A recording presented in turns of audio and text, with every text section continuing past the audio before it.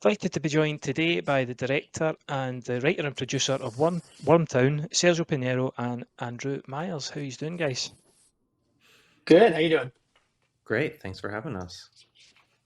Thank you for the patience in the background. The gremlins were well and truly attacking my system, so thanks for your patience. So first off, congratulations on the movie. I had a chance to watch it last night. Well, last night into today, there's a wee thing had to get sorted, but really enjoyed it. How are you both feeling now that it's the 12th of October? It's going to be screening at Grimmfest. Is that an exciting thing for you? Yeah, absolutely. I'd definitely heard of Grimmfest before, and so they when they reached out about wanting to screen the film, I was incredibly excited. It seems, and since then, the communications we had with them and sort of the all the festival uh, goings on around the fest, everything seems incredibly exciting. So I'm very looking forward to going. Mm. Yeah, it's like a fantastic validation to have Grimmfest screening the film. Um, we've sat with it for so long. It has been, 2 years of work on this. So to finally bring it to audiences right now is just um it's exciting. It's a little bit nerve-wracking, but we can't wait to see what people think. Yeah. Yeah.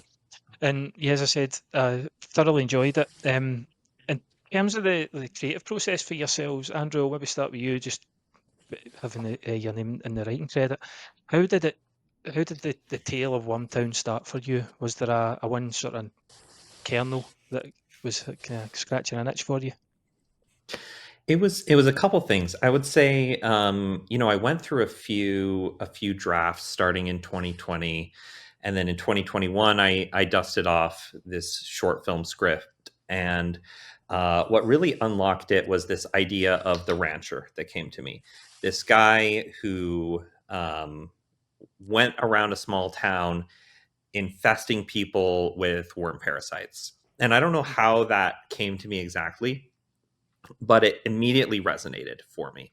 And part of the reason was um, I, imagined him as a religious zealot, and that's how I grew up. So I was raised Mormon.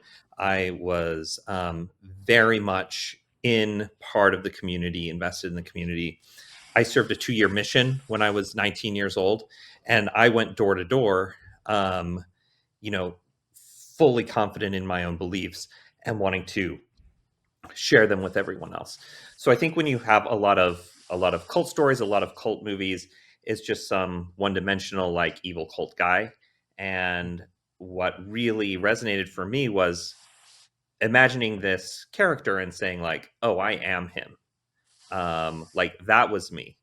And so that was kind of the core of it, and then building out the world and lore from there of Jess and her found family, and how do they deal with this town where um, you know zealotry has taken over, and there are these um, nice people who are very dangerous.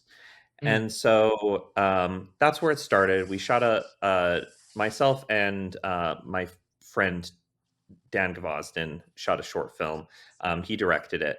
And when it came time for the feature, Dan had some scheduling issues, and we reached out to Serge, whose short films we had seen. We thought Serge would be an incredibly talented get for this. And we reached out to him, and Serge, what happened? So to back up just a little bit, I had gone to a film festival where a mutual friend of mine had introduced me to Phil Garrett, who's also producing at Good Deed, and wanted me to get in touch with them because he knew that they were producing good genre indie films in Ohio. And so when I went to this festival, I made sure to meet up with Phil and kind of got a sense of what they were looking for. And I presented to them a script. It's not Wormtown. It was a different script that I had been working on for years. And Phil took it to Good Deed, and he liked it and took it to Good Deed, and they really dug it as well. And we sort of proceeded with starting to kind of develop it as a Good Deed project. And then once strikes started to happen out here, we kind of had to push that off. And they'd already had Wormtown in the pipeline. And I remember Phil and Andy reaching out and asking what the interest would be in terms of stepping into direct Wormtown. And I said no, because it was, what it was is it was so different than anything that I think that I had tackled before. I tended to stray more toward definitely supernatural, and Twilight Zone is a huge influence on me. And so the things that I tended to do were very much more in that sort of cerebral, psychological, and the supernatural context. And so to me, the idea of people infected with worms seemed so far away from kind of the world in which I was living. And so it made me nervous. Like it was kind of thinking like this was not anything I had in mind, and but at the same time it was intriguing. The idea was always intriguing Mm. from an outside perspective, and then when it suddenly became this thing where uh, do you want to have some ownership in this and actually make it? It started to. It never left my head, but my instinct and my natural instinct was to say no, and I remember. Having this call with Phil and Andy, and I was trying to kind of like briefly dance around the idea that I don't really think this is in my wheelhouse. I don't feel like this is something that I want to really do. And they just kind of, Andy particularly, kind of just kept talking about it as if I was doing it. and, and eventually I think it just wore me down, and it was also a conversation that I had with that mutual friend who I think we could talk about. It's a friend of mine named Mark Pellington, who had directed Mothman Prophecies and Arlington Road. Yeah. I met him many years ago, and did in a context of working with him on designing some motion graphics and effects for a project that he was doing, and struck up a friendship with him, and then since worked with him on many projects in a sort of editing capacity and effects and things like that. And he and I just became friends, and he was the one who introduced me to Phil, and then by that nature Good Deed and Andy. And so I talked to Mark. Can we swear, by the way? Is this a family show or not? Yeah. Yeah, I know. So I was talking to Mark on the phone, and I said, they got this Wormtown film, and I kind of told him briefly about what it was, and I was like, I don't know if I want to do it. And he just stopped real quick, and he's a very direct guy, and he's like, do the fucking movie. Shut up and do the movie. You're being offered a movie. Do the fucking movie. Yeah. So I did. And that kind of broke it for me, where I was like, look, okay, if I'm going to do it, and I had a very like cards on the table, open conversation, which is something that really has transcended throughout our whole relationship, which is great. Is I had a thing was, if I'm going to do this, I see a lot of opportunities in this script for things that I think could be really interesting. And if you're willing to explore those things as a writer, Andy, I would love to go down that road. And to his credit, he was and it was an amazing experience working on that script, which we did over the course of about 2 months in the lead up to production. Excellent. Yeah, so from Serge joining to start of photography was 2 months. And when Serge said, when he brought out his ideas and said, this is everything I want to do, it was sort of like you didn't phrase it as an ultimatum, but it was clearly a test of like, here's all of these crazy ideas to add. Are you going to work with me? And fortunately, they were all great ideas. So we ran with it. We had less than 2 months to actually lock the script, but it was a complete page one rewrite of everything. So it was just rapid pace. We could not like rethink anything. We could not second guess ourselves. We just had to run with it.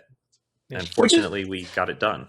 and it was nice because and Andy, tell me if you what you from your perspective, it really was nice in that it was freeing in a weird way because we it, it made us have to continue that real transparent creative conversation where it was, hey, what do you think of this idea? And it would be an immediate like, yes, let's do it, or it would be an immediate like, I don't think that's going to work, and here's some really compelling reasons why. Like, great, moving on, next thing. And we just had to Hmm. go, and there was no looking over our shoulder or turning back. It was like we just keep plowing forward in the best way possible. Hmm. Mhm. So you've got the script locked, as you said, a kind of intense 2 months, bit of back and forth with each other. Had you sorted a location already for then? Was it good to go after that, or how did you come about the process of getting the town for Ashland? Yeah, so Go ahead. it was always set in Ashland, and I wrote it around real locations that we had here. I wrote most of the, I mean, I wrote it before talking to any of the locations. I just was very confident. We're in the middle of Ohio. We can get anything if we ask nicely enough. So, you know, the whole Alice's shop with the shop and the apartment above and everything. I knew the owners, but I wrote the whole thing before talking to them, and then just kind of went up and was like, "Hey, you know, this would be a really nice location for the movie." Not mentioning like it is written exactly for this location. Mm. And credit to the town, like they really rolled out a red carpet for us and were so helpful in facilitating things. Like we shut down their main street on 2 different days, and I think Andy, it was mostly just a phone call conversation with the mayor's office. Um, Hmm. Clearly, Andy was very smart about it in that we were picking a day in which most of the businesses were closed, and so it wasn't going to be like a big, huge disturbance to the town. But they made it so much easier by just, hey, we'll put the cones out at this time and take the cones away at this hour. Everything in between is yours. Hmm. Yeah, and the town does have that. There's a very that type of town is very American feeling to it. Like we don't get that where I'm from in Scotland, and it kind of when you see movies that are made in these type of areas, it definitely has that American feel to it. And you've got you said your ranchers, almost like the sheriffs of the area, and then having that the kind of the background with the Mayor Joshua and everything, the character of him, it's definitely got a feel of America about it. Was that something that was kind of important to you at the start, or is that just how it developed? I think it was always important to make it as local as possible. Mm, So, you know, in the town of Ashland, the mayor of Ashland is incredibly popular. yeah, He has the support of the whole town, and Mayor Joshua in the film is nothing like Mayor Matt of Ashland, Ohio. But you know that is part of the texture of the town. Is everyone knows Mayor Matt, and he is the most respected figure in town. And so there were pieces of that. I think where this most shows up is in the presence of the Amish.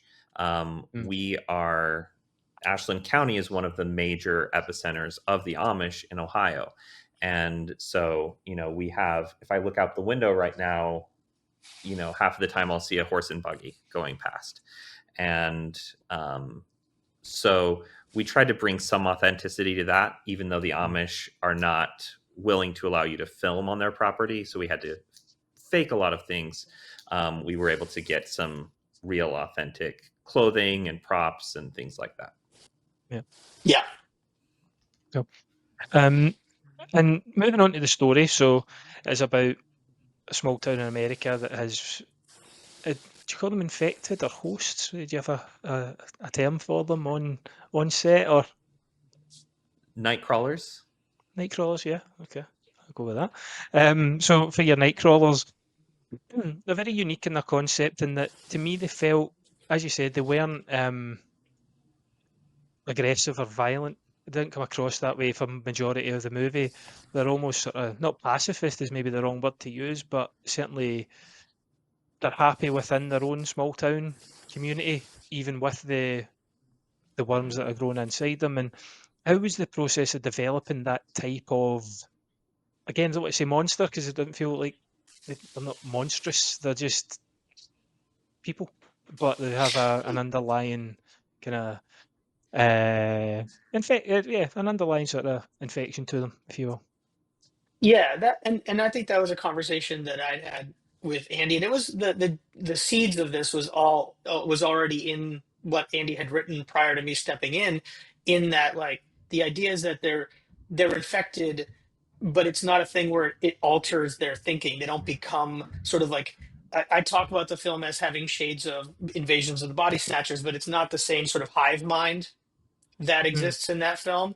They're still their own people, and they're still the same as they were before they were infected, which is kind of what we built into the Kara role, where we see the whole process of it from non-infected to infected. They're still them, uh, but it's more about what that condition then does to that group of people in the town psychologically and socially.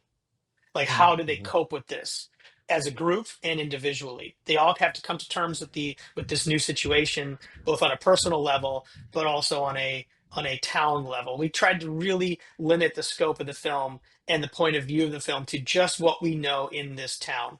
Should it be cut off from information of the outside world? mm. And with the, yeah, as you said, they don't. You mentioned Invasion of the Body Snatchers, and I'd taken a note. They don't act like a hive mind. They have their own personalities. They're very aware of their own existence, which was a really Yeah. interesting tweak on it. And like Serge was saying there, Andy, that had been in the early sort of draft for yourself. And with the, you mentioned when you were writing it and your thoughts of it at the rancher, and how when you were going kind of door to door with your own beliefs and everything, did that did you find that a difficult thing to write on put it onto a page and then have on film, having what you'd went through, not went through is the wrong word, but how your own experiences had developed it? Was it a difficult thing to write, or did it all come quite naturally to you?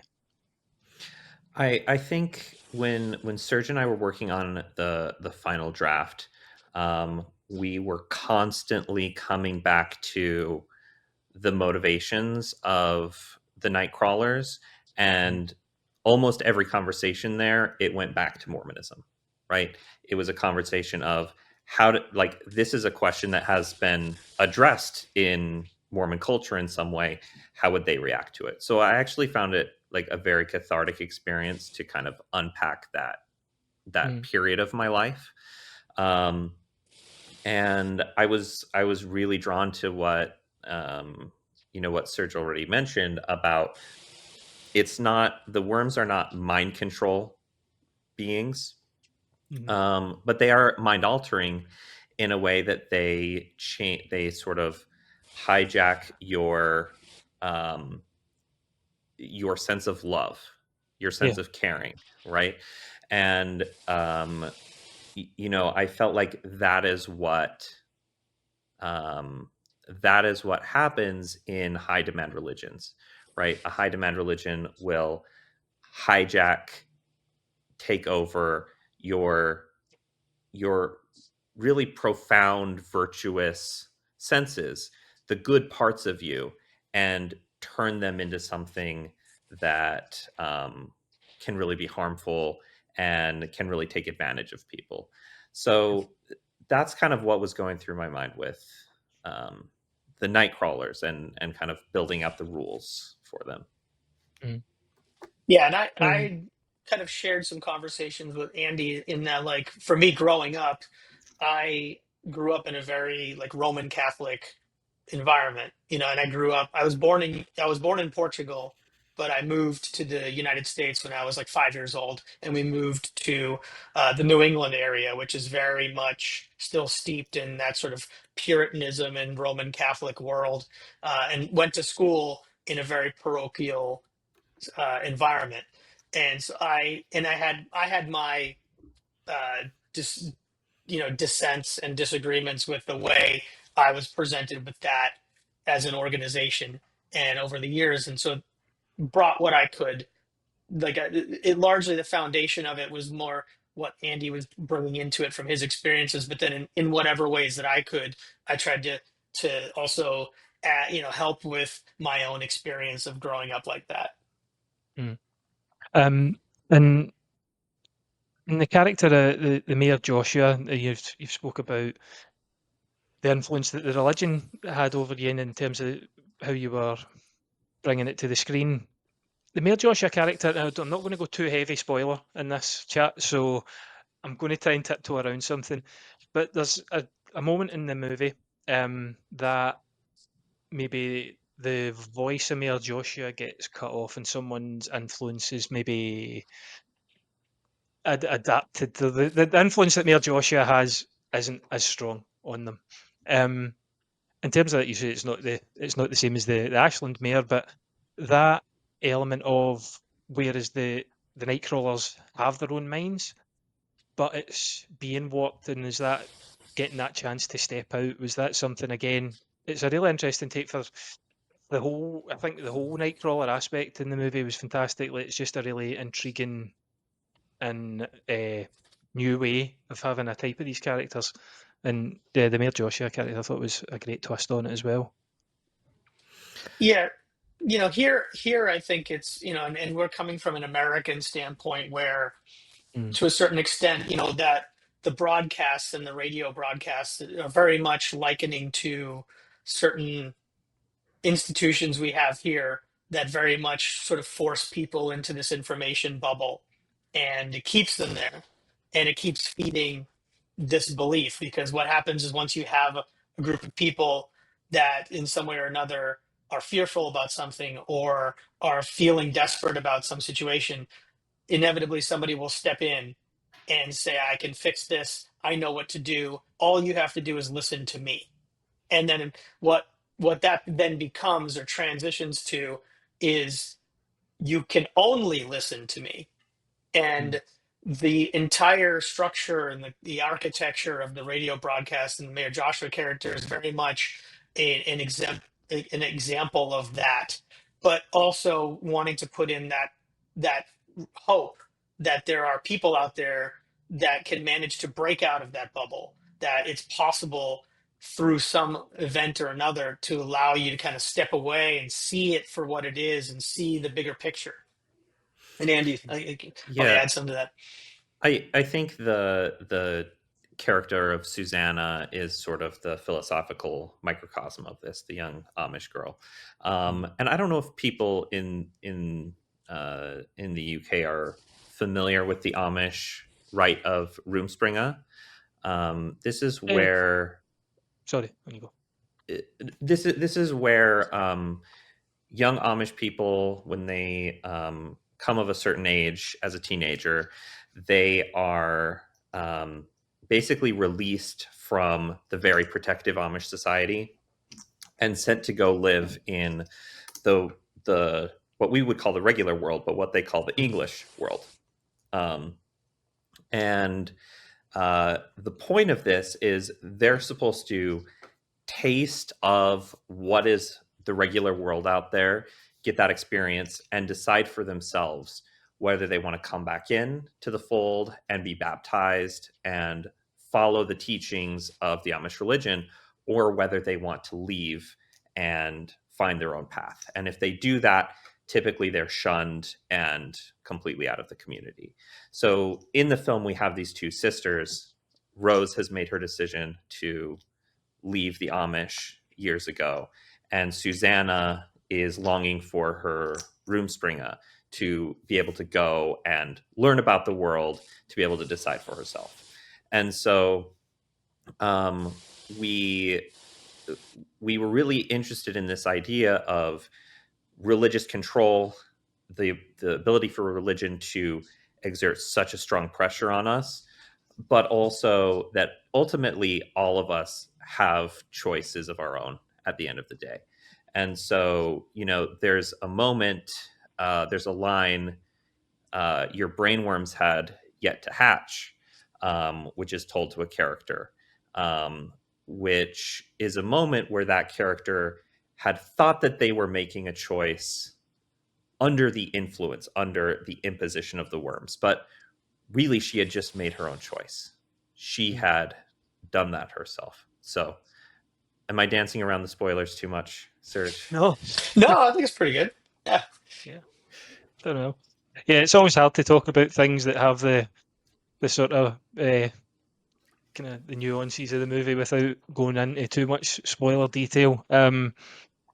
It's interesting, you mentioned the Jess and Rose characters as well, and even though they've maybe been outside the bubble, they almost feel like they're trapped in as well, because there is, again, dancing around the way their story develops and how it comes to be at the end. And is that another thing, again, talking about the religion? It's not just affected the town, these other people are now trapped as well, even though they could go, but there's a worry that they can't. They've maybe been lied to about what's on the other side. I think there's one of the lines is, it was it was a reference to Mad Max, in one of the lines. I want to misquote, and they have, while not being fully enveloped in the whole Nightcrawler aspect, they are still trapped as well. Yeah, I mean, I always went back to Utah as the analog to Wormtown for myself, right? There's the sense when you grow up in Utah that the world outside is a hostile, dangerous place. And if you leave, there is no coming back in certain ways. And so taking that to the extreme, there are answers for what is outside of Wormtown. And there are hints to that in the film, but we're only seeing this from these characters' perspective, where anyone who leaves Wormtown never comes back. And all they have is what the mayor tells them about what happens outside of Wormtown. Yeah, and that was something I think we wanted to be very clear about, because there were even internal questions when we were start working on the script and then starting to get ready to shoot, where the big question was, where did the worms come from? And that was a big internal sort of debate that we'd had about what are the potential sources of this. Is it like the Last of Us situation where they just evolved because of some sort of change in the Earth's climate, and then now they're able to do this and they weren't before? Or is it an extraterrestrial origin where it's like the meteorite lands and they crawl out and start doing these things? And ultimately what we decided was, we don't know. We don't know because they don't know. The three characters that we follow the most, they have zero idea about what's going on outside. Where did these come from? All we know is that it is there and that's what's happening. And I liked keeping the audience in that perspective as much as possible. And I always like to say, like, at the end of the films, like stuff that I work on, I've always loved that I want people to have questions, as long as they're the right questions. And questions like that, where did they come from? What's out there? What does that radio broadcast mean? The baseball? And we don't know. That's the thing. So, and that's to be left for interpretation or potentially sequel. Yeah, it was interesting when I was watching it that how insular the people seemed. It felt kind of akin to something like 28 Days Later back in 2000, and that Yeah. they just assume that everything is bad, everywhere is gone, like the world's gone. It's not giving away spoilers for 28 Days Later if you've not seen it. It's 25 years old, so that's the thing. But Yeah, there I is think the it's point safe. where, there's the point in that where, an aeroplane flies over Jim, the Thingy's character, Cillian Murphy's character, and that kind of maybe gives a bit more hope for him. But with you guys in Wormtown, there's little dots of, as you said, a baseball broadcast or potential for something more to be out there. you've left it ambiguous, which I think is to the kind of benefit of the movie. And as you said, possibly a sequel. Is there more tales you want to tell? Maybe not outside Wormtown, but in the further afield. Yeah, we talked about, just bandied about ideas about what many thoughts that would be worth pursuing if the story were to continue. What happens when immediately in the end of the film, it definitely ends in a way that leaves questions about where things go next. What happens in that respect? What happens in the town? Because everything is now turned upside down. Without spoilers or anything, there's the town is definitely left in a state of shock as to what's going on because of the events of the end. And so it's the question of what happens inside the town. How do the dynamics change based on those changes? Yeah, and it's I think that'd be really, really intriguing. I'd definitely be up for watching a sequel, 100%, and just seeing, the potential for. Do the people outside of the town know? Is they aware of it? Is anyone? What happens if an outsider comes in? You've left yourselves open for so much avenues of storytelling, which I think is really, really interesting. And it's been the length of time, Andy, that you said you did your first kind of draft in 2020. Are you happy to jump straight back into a Wormtown story, or you want to give yourself that breathing space just with the screenings and everything that are happening just now? I am so ready if the green light comes. Serge and I will be, digging in and figuring it out. These are characters that we love more than anything, and so we want to see what happens with the people who survive, as much as anyone else does. Yeah. And there'll be no ultimatums this time to get on board for Wormtown 2. That's all smoothed out already. I'm good to go. I'm in. That's good to know. And just how do you feel the movie just now? The way things. I'm not going to get too political, of course, but the way things are, or certainly appear to be from someone outside the States, with the kind of religious and political, maybe back and forth, let's say, that is going on now. Do you think it's made the kind of story you're telling in Wormtown more relevant, the way things are at the minute? Definitely. Unfortunately for the film, but unfortunately for society, when we were working on the film, it was obviously prior to our major election last year. And as that happened, and then the subsequent things that have happened and gone on, I just find I find more and more and more connections to the film in a life imitating art sort of way, to both. And I find myself in a weird place because at the same time I'm kind of excited about that because from the film perspective, but not so excited about it from a living here perspective. And I think it's so important to just underscore for people outside the United States that religion and politics here are the same thing. They're the same forces. They are the same conversations. And so, if you are talking about religion without politics, you're kind of blind to half the story here. Yeah, that's fair. We do see plenty of it in the news. I mean, things are what they are over here as well. But well, just to wrap up, we've touched on potentially a sequel. It's going to be shown at Grimmfest at 5:35 on the 12th of October. Serge, do you see you're coming over for it? Andy, are you making it over? Or both of you making it over? I'm definitely going to be there. Yes. I'm not going to be able to make it, but I wish I could be.